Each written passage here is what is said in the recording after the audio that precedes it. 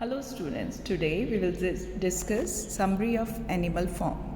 Animal Farm is a satirical fable set on Manor Farm, a typical English farm. Orwell employs a third-person narrator who reports events without commenting on them directly. The narrator describes things as the animals perceive them. Old Major calls a meeting of all the animals in the big barn. He announces that he may die soon and relates to them the insights he has gathered in his life. Old Major tells the animal that human beings are the sole reason that no animal in England is free, and that the life of an animal is misery and slavery. Therefore, the animal must take charge of their destiny by overthrowing man in a great rebellion. He relates his dream of rebellion. Old Major dies soon after the meeting, and the other animals prepare for the rebellion under Snowball, Napoleon, and Squealer's leadership. One night, Mr. Jones sleeps after drinking a lot of wine, and it creates the perfect opportunity for the animals to rebel. They are so hungry that they break into the store shed. When Jones and his men try to whip them into submission, the animals run them off the farm. The animals burn all reminders of their former bondage but agree to preserve the farmhouse as a museum. Snowball changes the name of the farm to Animal Farm and comes up with 7 commandments, which are to form the basis of animalism, and they are: the first commandment is whatever goes upon 2 legs is an enemy. Second commandment is whatever goes upon 4 legs or has wings is a friend. Third, no animal shall wear clothes. Fourth, no animal shall sleep in bed. Fifth, no animal shall drink alcohol. Sixth, no animal shall kill any other animal. Seventh, all animals are equal. The pigs milk the cows, and then the animals go out to begin the harvest. When they return, the milk has disappeared mysteriously. The first harvest is a great success. The animals adhere to the tenets of animalism happily and with good result. Each animal works according to his ability and gets a fair share of food. Every Sunday, Snowball and Napoleon lead a meeting of all the animals in the big barn. The pigs are the most intelligent animal, so they think up resolutions for the other animals to debate. Soon after, the pigs set up a study center for themselves in the harness room.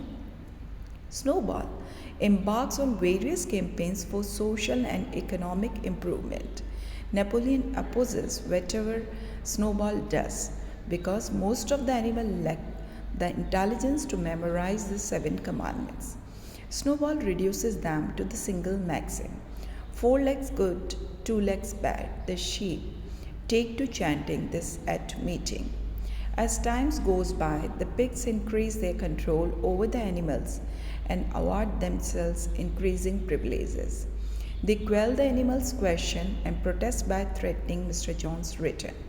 During this time, Napoleon also confiscates 9 newborn puppies and secludes them in a loft in order to educate them. By late summer, Snowball's and Napoleon's peasants' messengers have spread news of the rebellion across half of England. Animals on other farms have begun lashing out against their human masters and singing the revolutionary song, Beasts of England. Jones and other farmers try to recapture Animal Farm but fail. The animals celebrate their victory in what they call the Battle of the Cowshed. The animals agree to let the pigs make all the resolutions. Snowball and Napoleon continue to be at odds and eventually clash over the windmill. Snowball wants to build the windmill in order to shorten the work week and provide the farm electricity, but Napoleon opposes it. Napoleon summons 9 fierce dogs, the puppies he trained, to run Snowball off the farm. Napoleon announces that Sunday meeting will cease and that the pigs will make all the decisions in the animals' best interest, At this point, Boxer takes on his own personal maxims. I will work harder, and Napoleon is always right. In the spring, Napoleon announces plans to build the windmill, claiming that it was his idea all along, rewriting history. Building the windmill forces the animals to work harder and on Sundays also. Shortages begin to occur, so Napoleon opens up trade with the human world through Squealer. He lies that no resolution against interaction with humans or the use of money had ever been passed. Napoleon enlists Whymper to be his intermediary, and the pigs move into the farmhouse. Squealer assures the animal that there is no resolution against this, but Clover and Muriel discover that one of the resolutions has been changed to no animal shall sleep in a bed with sheets. Squealer convinces her that there was never a resolution against beds at all. One night, strong winds shake the farm, and animals awake to discover the windmill destroyed. Napoleon blames Snowball and sentences the expelled pig to death.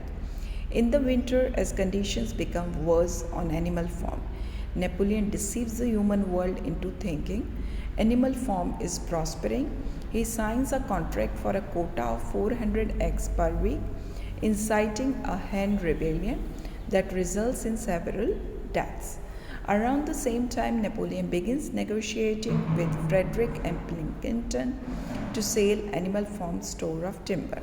He also spread propaganda against Snowball, claiming that Snowball was always a spy and a collaborator. While Napoleon was the true hero of the Battle of Cowshed, and Squealer warns against Snowball's secret agents. 4 days later, Napoleon holds an assembly in which he makes several animals confess to treachery and then has the dogs execute them. The dogs try to get Boxer to confess but leave him alone when they cannot overpower him. Afterwards, Clover and some other animals huddle together on a hill overlooking the farm. They reminisce about animalism ideal and consider how much they differ from the violence and terror of Napoleon's reign. They sing Beast of England, but Squealer informs them that the song is useless now, that the rebellion is completed, and that it is now forbidden. The new anthem begins with the lyrics, Animal Farm, never through me shall thou come to harm. Another commandment is changed to read, no animal shall kill any other animal without cause. Clover and Muriel convince themselves that the commandment has always been this way. Squealer begins reading statistics regularly to convince them that production is increasing.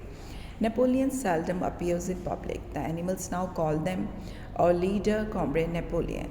They attribute all misfortunes to Snowball and all success and luck to Napoleon. Napoleon continues to negotiate with the farmers and eventually decide to sell the timber to Mr. Pilkington. At last, the windmill is finished and named Napoleon Mill. Soon after, Napoleon announces that he will sell the timber to Frederick, quickly changing his allegiance and disowning his earlier vilification of Frederick. Napoleon says that Pilkington and Snowball have been collaborating. Frederick pays for the timber in fake cash, and the next morning Frederick and his men invade the farm and blow up the windmill. The animals manage to chase the human off, though many die or injured in what they call the Battle of Windmill.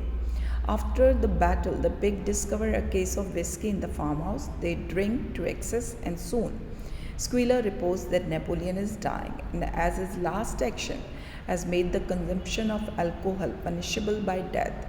But Napoleon recovers quickly and then sends Whymper to procure manuals on brewing alcohol.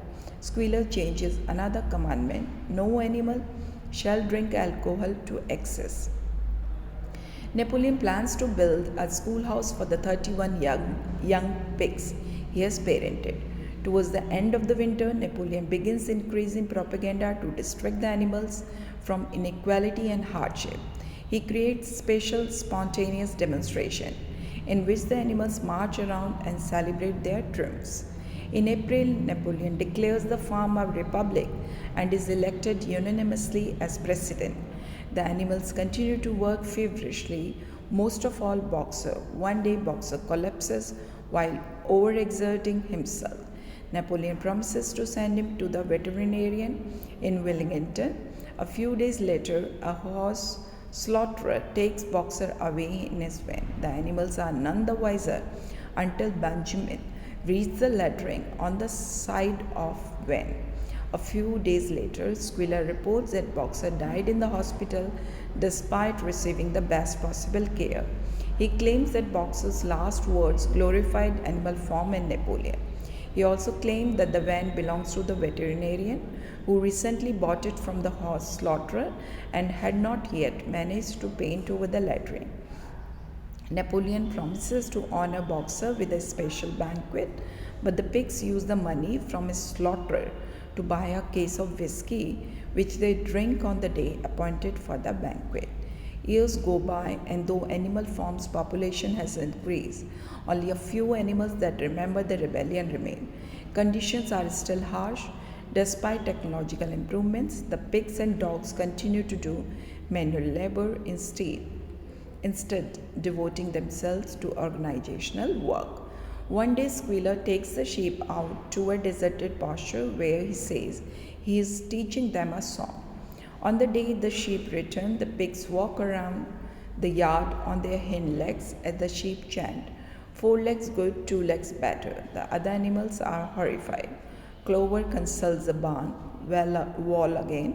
This time, Benjamin reads to her, "The 7 commandments have been replaced with a single maxim. All animals are equal, but some animals are more equal than others." The pigs continue the long-standing pattern of awarding themselves more and more privileges. They buy a telephone and subscribe to magazines. They even wear John's clothing. One night, Napoleon holds a conciliatory banquet for the farmers.